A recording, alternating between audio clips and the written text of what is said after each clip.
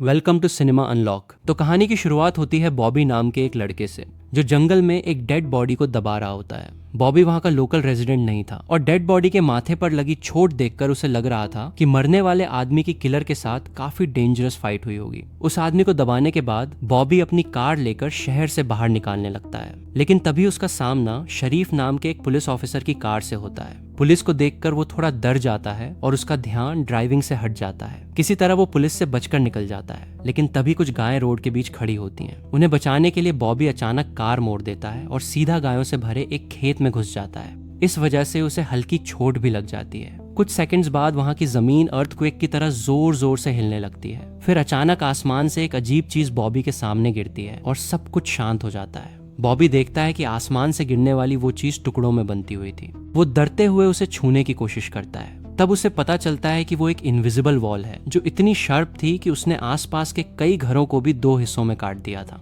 तभी वहां जॉन नाम का आकर बॉबी से पूछता है कि क्या वो ठीक है या नहीं। वो भी उस इनविजिबल वॉल को देखकर शॉक हो जाता है। दूसरी तरफ शरीफ और लिंडा को खबर मिलती है कि पूरे टाउन की पावर सप्लाई कट हो चुकी है। फोन लाइंस बंद हो गई हैं और इंटरनेट भी काम नहीं कर रहा। यहाँ तक कि सारे सैटेलाइट कनेक्शंस भी कंप्लीटली डाउन हो चुके थे। तभी शहर के ऊपर से उड़ रहा एक प्लेन उस इनविजिबल वॉल से टकराकर क्रैश हो जाता है। ये देखकर लोग और भी ज्यादा डर जाते हैं और अब ये बात कंफर्म हो जाती है कि ये सिर्फ एक इनविजिबल वॉल नहीं बल्कि एक राउंड शेप डोम है जिसने आधे शहर को कवर कर लिया है। वहीं दूसरी साइड हमें रेडियो स्टेशन पर फिल और उसकी असिस्टेंट डोडी दिखते हैं जो सिग्नल वापस लाने की कोशिश कर रहे होते हैं। दोनों कंफ्यूज था कि अचानक सिग्नल कैसे चला गया। फिल को लगता है कि ये उनकी स्टीरियो रेटिंग्स बढ़ाने का अच्छा चांस है, इसलिए दोनों मिलकर सिग्नल ठीक करने में लग जाते हैं। इसी बीच एक फायर ट्रक डोम की दूसरी साइड से आ रहा होता है। बॉबी उसे देखकर ट्रक ड्राइवर को इनविजिबल वॉल की तरफ इशारा करके रोक देता है और उसे क्रैश होने से बचा लेता है। कुछ देर बाद वहां इन्वेस्टिगेशन के लिए कुछ पुलिस ऑफिसर्स भी पहुंचते हैं, लेकिन इस इनविजिबल डोम को समझना उनके बस की बात नहीं थी।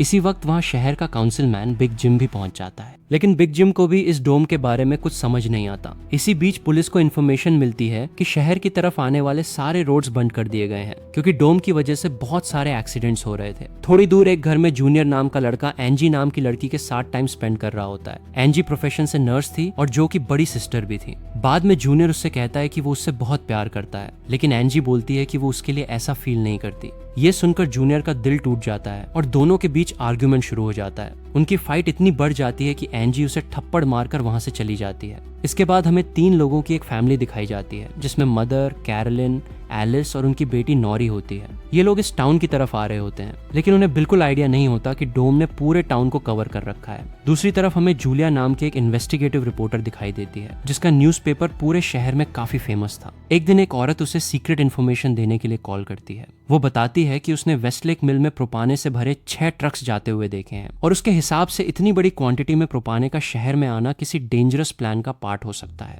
जूलिया उस औरत से प्रॉमिस करती है कि वो इस मैटर की इन्वेस्टिगेशन करेगी, लेकिन अपने काम में ज्यादा बिजी होने की वजह से जूलिया उस बात पर ध्यान नहीं दे पाती। वहीं बिग जिम रेडियो स्टेशन जाकर इमरजेंसी अनाउंसमेंट करता है। कैरोलिन जो एलिस और नॉरी के साथ शहर में एंटर हो रही थी, वो ये अनाउंसमेंट सुन लेती है, लेकिन उन्हें लगता है कि ये कोई एडवर्टाइजमेंट है, इसलिए वो इस पर ज्यादा ध्यान नहीं देते। तभी उनकी कार एक दूसरी कार से टकराते टकराते बचती है क्योंकि उससे पहले सामने से आ रहा एक ट्रक डोम से टकराकर क्रैश हो जाता है। ये देखकर कैरोलिन तुरंत ब्रेक्स लगा देती है। इतना बड़ा इंसिडेंट देखकर नॉरी डर जाती है और वो बेहोश हो जाती है, लेकिन बेहोश होने से पहले वो किसी पिंक स्टार्स के बारे में बोलती है। उसके बाद नॉरी को जल्दी से हॉस्पिटल ले जाया जाता है जो टाउन में हो रहे एक्सीडेंट्स और इंसिडेंट्स की वजह से इंजर्ड लोगों से भरा हुआ था। वहीं जूलिया और बार्बी भी इंजर्ड लोगों को हॉस्पिटल पहुंचा रहे होते हैं। इसी हॉस्पिटल में जूलिया का हस्बैंड डॉक्टर था। वो उससे मिलने जाती है, लेकिन उस वक्त उसका हस्बैंड हॉस्पिटल में नहीं होता। हॉस्पिटल में जूलिया को पता चलता है कि उसका हस्बैंड संडेज को कभी काम नहीं करता था, लेकिन वो हमेशा जूलिया से झूठ बोलता रहा।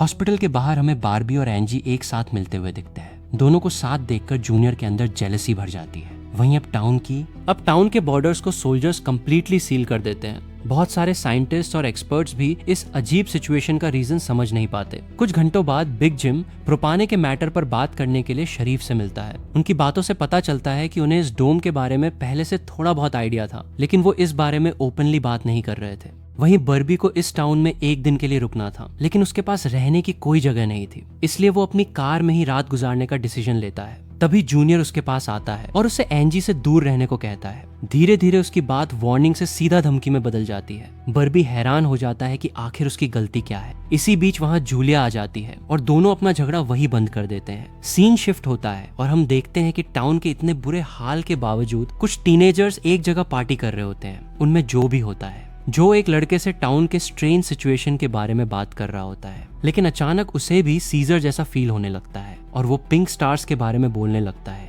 बिल्कुल वैसे ही जैसे पहले नॉरी ने कहा था। वहीं जो की सिस्टर एंजी घर पर अकेली होती है। तभी अचानक जूनियर उसके घर में घुस आता है और उसे किडनैप करके अपने फादर के पुराने टूटे फूट शेल्टर में ले जाता है। वहाँ वो उसे बताता है कि मुझे पता है शहर को डॉट कवर किया हुआ इस डोम के बारे में। यहाँ एंजी को यह भी पता चलता है कि बिग जिम ही जूनियर का फादर है। जूनियर एंजी को बताता है कि उसके फादर हमेशा फैमिली की सेफ्टी को लेकर वरीड रहते थे, इसी वजह से उन्होंने ये शेल्टर बनवाया था। दूसरी तरफ जूलिया बार्बी को अपने घर में रुकने के लिए ले आती है, लेकिन तभी अचानक बार्बी की नजर उसके हस्बैंड की फोटो पर पड़ती है और उसे रियलाइज होता है कि ये वही आदमी है जिसे उसने सुबह मारा था। वहीं लिंडा और शरीफ सारे व्हीकल्स पर नजर रख रहे होते हैं ताकि कोई गलती से डोम से टकरा ना जाए। तभी अचानक शरीफ को हार्ट अटैक आ जाता है और वो वहीं मर जाता है। अब यहाँ से हमें सुबह वाली इंसिडेंट फ्लैशबैक में दिखाई जाती है। बार्बी टाउन में जूलिया के हस्बैंड से मिलने आया था जो एक डॉक्टर था। वो उससे किसी पेमेंट के बारे में बात करता है, लेकिन डॉक्टर पैसे देने से मना कर देता है। इसी बात पर दोनों के बीच फाइट हो जाती है और गलती से बार्बी उस डॉक्टर को मार देता है। बार्बी जानता था कि भले ही ये एक्सीडेंट था, लेकिन उसे इसकी पनिशमेंट जरूर मिलेगी।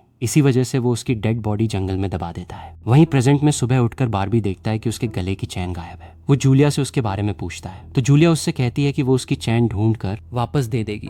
तभी बर्बी को याद आता है कि वो चैन उस कैबिन में गिर गई थी जहां उसने जूलिया के हस्बैंड को मारा था। उधर जो अपने फ्रेंड बैन के साथ होता है, जिसने पिछली रात सीजर के टाइम उसकी हेल्प की थी। बैन उससे पिंक स्टार्स के बारे में पूछता है जो ने दौरे के वक्त बोला था, लेकिन जो को उसके बारे में कुछ भी याद नहीं होता। वहीं रेडियो स्टेशन में डोडी एक स्पेशल डिवाइस की मदद से डोम के बाहर के लोगों से कांटेक्ट करने में सक्सेसफुल हो जाती है। वो सोल्जर्स को आपस में बात करते हुए सुन सकती थी, लेकिन वो उनसे कुछ नहीं कहती। उधर सोल्जर्स भी कंफ्यूज थे कि आखिर ये इनविजिबल वॉल क्या चीज है। दूसरी तरफ बिग जिम रेस्टोरेंट में बैठकर ब्रेकफास्ट कर रहा होता है। तभी लिंडा वहां आकर उसे शरीफ की डेथ की न्यूज देती है। ये सुनकर वो लोग तुरंत उस आदमी के पास जाते हैं जो बंकर में डेड बॉडीज को बरी करता था, जिसका नाम लेस्टर था। उधर एंजी शेल्टर में किसी को हेल्प के लिए बुलाने की पूरी कोशिश करती है, लेकिन वो सक्सेसफुल नहीं हो पाती। तभी जो वहां पहुंचता है और उसे चैन की मदद से बेड से खोल देता है। वहीं बिग जिम लेस्टर को अपने साथ ले आता है, जो शरीफ का क्लोज फ्रेंड था। शरीफ की डेथ से वो बहुत दुखी और परेशान था। जब लिंडा उनके पास नहीं होती,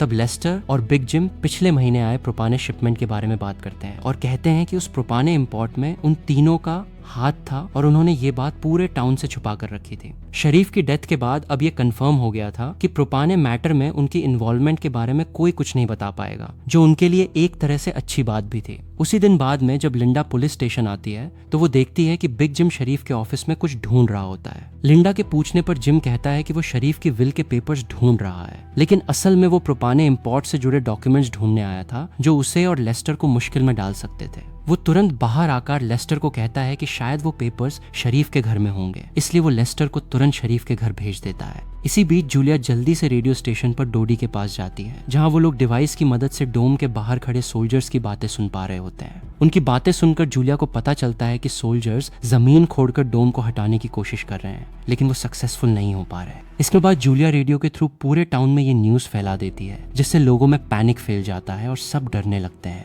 उधर साइंटिस्ट ये टेस्ट करते हैं कि डोम पर पानी का क्या इफेक्ट होता है, लेकिन जो नोटिस करता है कि ये डोम किसी चलनी की तरह है। जो बेन से कहता है कि इस डोम में से बहुत थोड़ी क्वांटिटी में पानी आर पार जा सकता है। दूसरी तरफ बार्बी अपनी चैन ढूंढने के लिए जूलिया के हस्बैंड डॉक्टर के कैबिन में जाता है। वहां उसे अपनी चैन मिल जाती है, लेकिन तभी जूनियर वहां आकर उसे देख लेता है। जूनियर उससे पूछता है, क्या तुम एंजी के साथ सोए थे? यहाँ बर्बी को लगता है कि शायद जूनियर ने उसे चैन ढूंढते हुए देख लिया है, इसी वजह से वो जूनियर को वहां से ऐसे ही जाने नहीं दे सकता था, इसलिए बर्बी उसे बहुत बुरी तरह पीट देता है। वहीं दूसरी साइड लेस्टर शरीफ के घर पहुंचकर प्रोपाने इंपोर्ट वाले पेपर्स ढूंढने लगता है। कुछ देर बाद उसे वो डॉक्यूमेंट्स एक ड्रॉर में मिल जाते हैं, लेकिन तभी गलती से उन पेपर्स पर लगी आग घर के कर्टन्स पर लग जाती है और धीरे धीरे पूरे घर में फायर फैल जाती है। ये देखकर बहुत सारे लोग वहां जमा हो जाते हैं और आग बुझाने की कोशिश करते हैं, लेकिन फायर ट्रक के बिना उस आग को कंट्रोल करना ऑलमोस्ट इम्पॉसिबल था।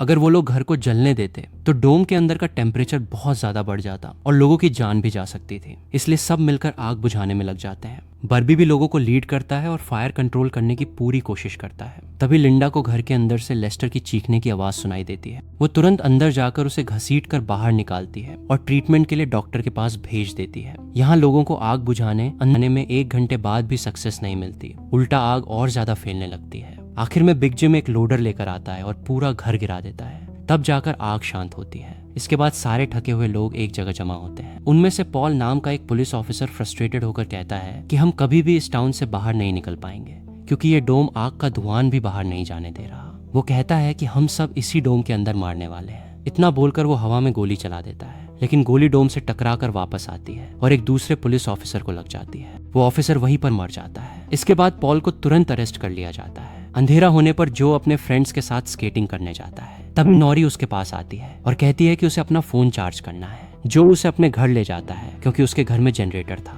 जो टाउन के कुछ ही घरों में अवेलेबल था। उधर लिंडा पॉल को जेल लेकर आती है। पुलिस स्टेशन के बाहर कुछ लोग प्रोटेस्ट कर रहे होते हैं। असल में वो लोग पुलिस सिस्टम के अगेंस्ट गुस्सा दिखा रहे थे। तब बिग जिम उन सबको ये सबकी हेल्प की जाएगी। लॉकअप में बंद होने के बाद पॉल को अचानक हार्ट अटैक आने लगता है। लिंडा उसकी हेल्प करने के लिए तुरंत अंदर भाग कर जाती है, लेकिन तभी उसे पता चलता है कि पॉल सिर्फ हार्ट अटैक का ड्रामा कर रहा था। इसी मौके का फायदा उठाकर पॉल लिंडा को धक्का दे देता है, उसे लॉकअप में बंद कर देता है और वहां से भाग जाता है। उधर बंकर में जूनियर फिर से एंजी के पास जाता है। एंजी समझ चुकी थी कि अगर उसे यहाँ से निकालना है तो उसे जूनियर को झूठे प्यार में फंसना पड़ेगा, इसलिए वो उससे बचपन की यादें शेयर करती है जब वो दोनों एक बंद टनल में खेला करते थे। वो कहती है कि शायद डोम का उस टनल पर कोई इफेक्ट नहीं हुआ हो और वो लोग उसके थ्रू बाहर जा सकते हैं। यहाँ एंजी को लगता है कि जूनियर अब उसके प्यार के जाल में फंस गया है और शायद उसे छोड़ देगा, लेकिन ऐसा कुछ नहीं होता। जूनियर अकेला ही उस टनल में जाने का प्लान बनाता है। वहीं बिग जिम जब पुलिस स्टेशन पहुंचता है तो पॉल की जगह लिंडा को लॉकअप में बंद देखता है।